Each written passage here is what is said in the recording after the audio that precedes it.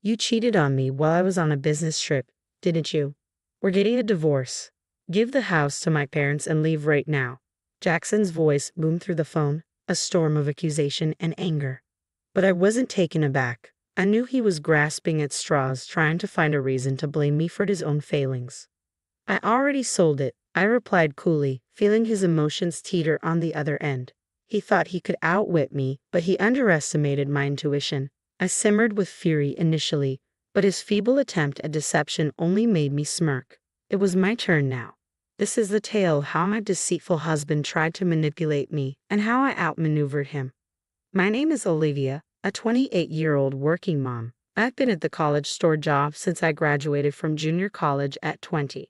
Jackson, 2 years my senior, now toils away in an office at a construction firm. But when we first crossed paths 3 years ago, he was adrift, jobless. He'd abandoned his first post-college job, claiming it wasn't right for him. Since then, he drifted between gigs, often idling. That's when he swept me off my feet, proposing in mere months. Okay, but there's a condition, I stated firmly, noting the worry etched on Jackson's face. What is it? He asked, apprehension creeping into his voice. You need to find a stable job. Otherwise, marriage is out of the question. We need to think about our future, I explained, my tone resolute. Oh, come on. Of course, but you're working, so there's no rush, right? Jackson attempted to brush off the seriousness of the situation. My parents would worry if I married a man without a job. Find one before we get married, I insisted, my gaze unwavering. Seeing my stern expression, Jackson sighed in resignation. All right, I'll find one. Then you'll marry me. Yes, and so it'll be, I affirmed, though uncertainty lingered in my mind. Reluctantly, Jackson embarked on his job hunt, eventually securing a position in an office at a construction company. We tied the knot. Back then, I viewed Jackson as somewhat careless about money and work. He'd quit jobs impulsively and didn't always grasp the gravity of financial matters, even in the context of marriage. Yet he was receptive when I spoke seriously. I believed that after marriage, I could guide him, fill in his gaps, and in turn, he would complement my weaknesses. Together, we'd form a strong partnership. But life proved to be more complicated than I anticipated. Jackson's apparent disregard for financial matters appeared to be a trait passed down from his parents. Around a year into our marriage, during our search for a house and discussions about securing a mortgage, Jackson dropped a bombshell. I might not be able to get a loan, he disclosed casually, leaving me stunned. What? I exclaimed, seeking clarification. Nonchalantly, he explained, I looked into it, and because I hadn't been at my job for long, I might need a guarantor for the loan. The only person I could ask is my dad, but he's dealing with significant gambling debts, so he probably can't be a guarantor. His revelation left me dumbfounded, especially with the contract and the real estate agent right in front of us. Yet Jackson seemed unfazed.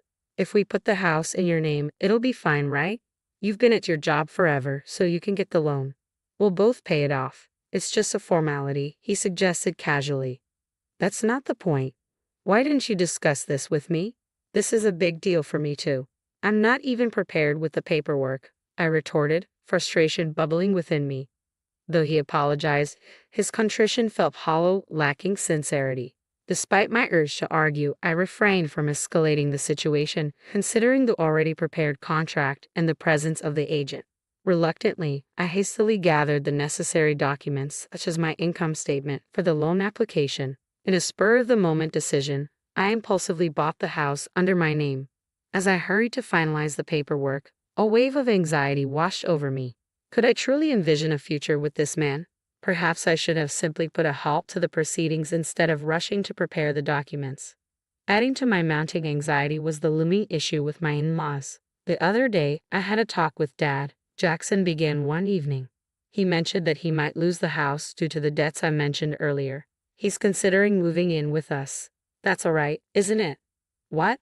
Why would you even consider that? I responded sharply, hoping to convey the seriousness of the situation, but Jackson seemed unfazed. Well, he's in a tough spot. My brother is single, but he's working overseas. I'm Dad's only option. Shouldn't we discuss this properly? Maybe he can stay with us temporarily until he finds another place, but committing to having him live with us permanently is a major decision, Jackson reasoned, his expression troubled. You're just trying to avoid the issue. If he stays, we can split the living expenses. You're always complaining about money, he countered. You mean the money you never contribute? You promised we'd split the mortgage, but it's only coming out of my paycheck. You haven't paid your share. In marriage, finances are shared. It's not just your money, it's ours. It's only deducted from your account because the house is in your name. Stop being so self-centered, I admonished, frustration simmering beneath my words. My frustration boiled over, and I raised my voice, demanding answers. Jackson's response was simply, I hate talking about money, before abruptly leaving the room. These clashes became all too common, with Jackson consistently brushing off my concerns and retreating, leaving issues unresolved. Yet despite his aversion to discussing finances, Jackson wasn't entirely idle when it came to his family's predicaments. His role in construction site administration brought him into frequent contact with real estate contracts, leading him to consult a specific agency about the potential sale of his family home and the steps involved in securing the best deal. I've been considering selling the house for a good price, but I'm unsure about the process. What steps should I take if I decide to sell down the line? This topic was a recurring theme in our conversations. It was somewhat reassuring to know that I wasn't alone in contemplating these matters. However, the persistent notion of his family living with us post-sale always lingered in the back of my mind, causing unease. Jackson started holding meetings with real estate agencies and my parents-in-law behind my back, and his weekends away from home became more frequent. Eventually, he had to embark on a business trip that would keep him away for several months. The project required him to stay near the construction site until its completion. At the time, I didn't realize it, but the power struggle between us had already commenced. A few days after Jackson's departure, I decided to treat myself to tea after a shopping trip. As I entered the cafe, I was greeted by a familiar face. Recollecting past encounters, I recognized him as someone Jackson had once brought home. He worked at a real estate company, and Jackson had mentioned him as Samuel, a young employee who was relatively new to the company with less than a year under his belt. Oh, hello. You've been to our house before, right? I greeted him with a hint of recognition. Yes, I apologize for dropping by unannounced and even staying for a meal. My apologies, Samuel replied sheepishly. No worries. I should have been more hospitable, I assured him, gesturing for us to sit down and have tea together. Samuel proved to be very friendly and surprisingly sensible, especially considering his youth. We engaged in pleasant conversation over tea before parting ways. At that moment, I could have fathomed what would follow. Little did I know, this seemingly innocuous encounter would later be twisted into an accusation of infidelity. It happened when Jackson confronted me. You cheated on me while I was away, didn't you? We're getting a divorce.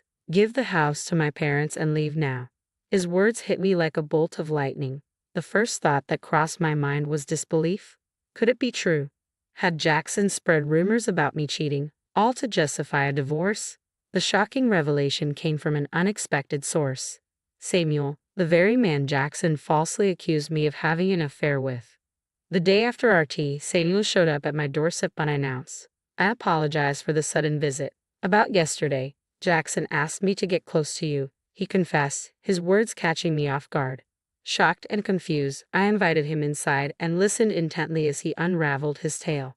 Jackson had orchestrated a deceitful plan to frame me for cheating in order to expedite a divorce. He had enlisted Samuel to manufacture evidence against me. There were two underlying motives behind Jackson's scheme. Firstly, he coveted our house and sought to wrest it from my possession. Concerned about his parents' property, he believed it would be simpler to reside there with them. However, my objection to the arrangement thwarted his plan, leading him to concoct a scheme to evict me and claim the house for himself. Secondly, Jackson was engaged in an extramarital affair. Under the guise of discussing matters with my parents-in-law, he spent weekends with his mistress. Consumed by his infatuation, he viewed me, his wife, as an impediment to his happiness. By framing me for infidelity, he aimed to secure financial compensation in the divorce settlement. I always underestimated Jackson's intelligence, but he certainly proved to be cunning in the worst ways. Despicable, I muttered under my breath, my disdain evident.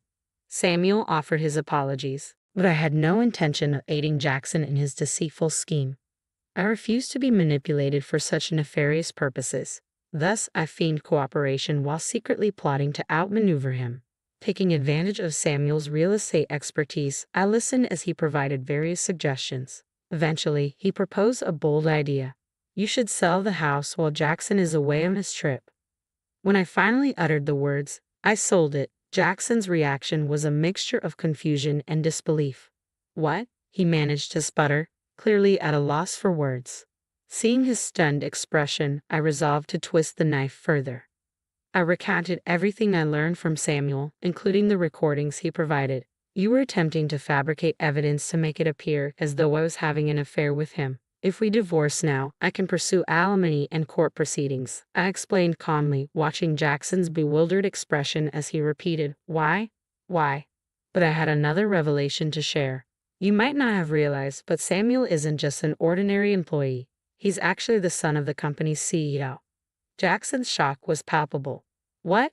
How could I have missed that? He exclaimed, his confusion deepening. It was clear he had underestimated the gravity of the situation. Do you not realize that Samuel shares the same last name as the CEO? How could you overlook that? I questioned, incredulous at his obliviousness. Well, Samuel's last name isn't exactly rare. Jackson attempted to defend himself weakly. Wait, are you serious? He added, his incredulity growing. No, I'm serious, I asserted firmly, noting the shock in Jackson's expression. Samuel's company held significant importance to Jackson as one of his key clients. Additionally, they had provided crucial assistance with his family home matters. If news of his deceit reached the company's boss, Jackson would undoubtedly find himself in serious trouble. As it turned out, Samuel had already reported the situation. Hey, come on. All right, I'll look into it. If you're lying, I'll find out soon enough, Jackson responded before abruptly ending the call. It didn't take long for him to realize the gravity of the situation and the irreversible damage he had caused. Subsequently, the real estate company owned by Samuel's father refused to engage in any business dealings with Jackson or offer him advice regarding his family home. With no other options, Jackson was forced to return to his family home after concluding his business trip. Meanwhile, since I had sold my house, Samuel had graciously introduced me to an affordable apartment, leaving me with no concerns. As I initiated the divorce proceedings, Jackson persistently reached out, pleading for forgiveness. I'm sorry, Olivia. Please forgive me, he implored. It's too late now. You attempted to manipulate someone into trapping me. Why should I believe anything you say? I retorted, my resolve unyielding. Don't say that. Once we're divorced, you can marry that other woman, right? That's what you wanted, isn't it? I questioned, hoping to reaffirm his intentions. Yes, but she apparently had someone else she liked and dumped me. What a pathetic story, Jackson admitted with a hint of bitterness.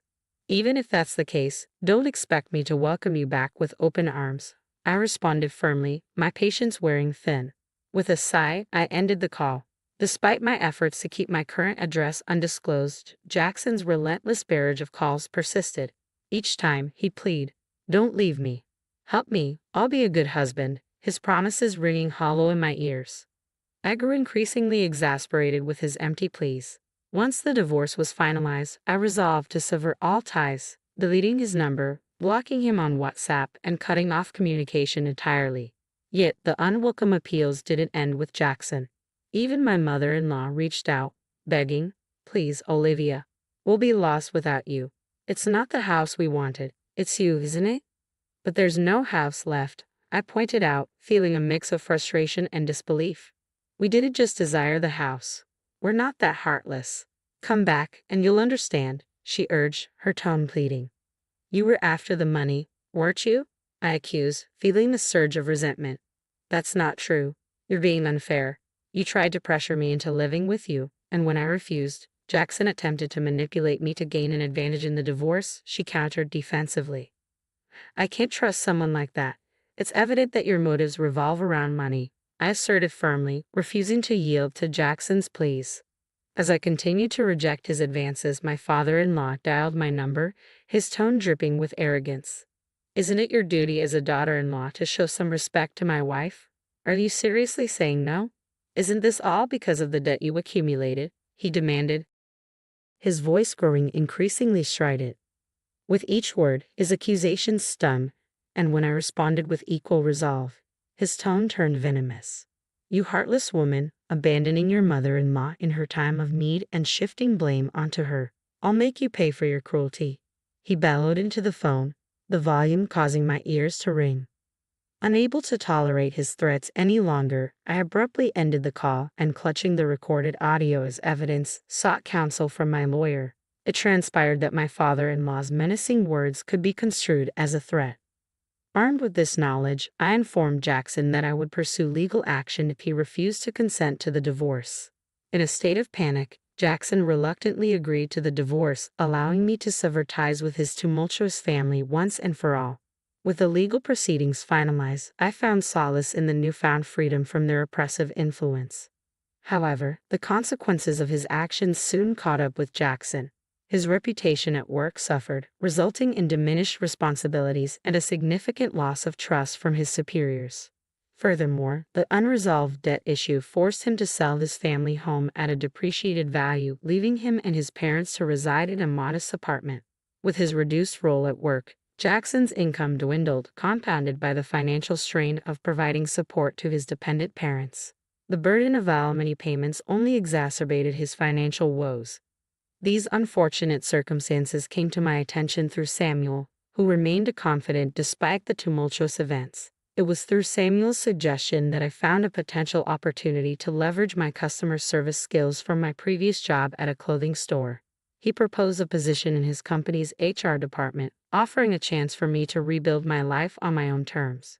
After discovering an opening that required strong communication skills, I deliberated extensively and sought advice before ultimately accepting the position at the real estate company. This decision marked a significant shift in my career path. Throughout this transition, Samuel and I maintained our close bond, which gradually blossomed into a romantic relationship. A year into our courtship, we exchanged vows and embarked on our journey as husband and wife, with me assuming the role of the future company president's spouse. The irony wasn't lost on me. The two individuals Jackson attempted to portray as entangled in an affair had ultimately found love and married each other. As I integrated into my new family, which included my in-laws, I was met with warmth and acceptance. Together with Samuel, I envisioned crafting a fulfilling and harmonious life, building upon the foundation of our shared love and mutual respect.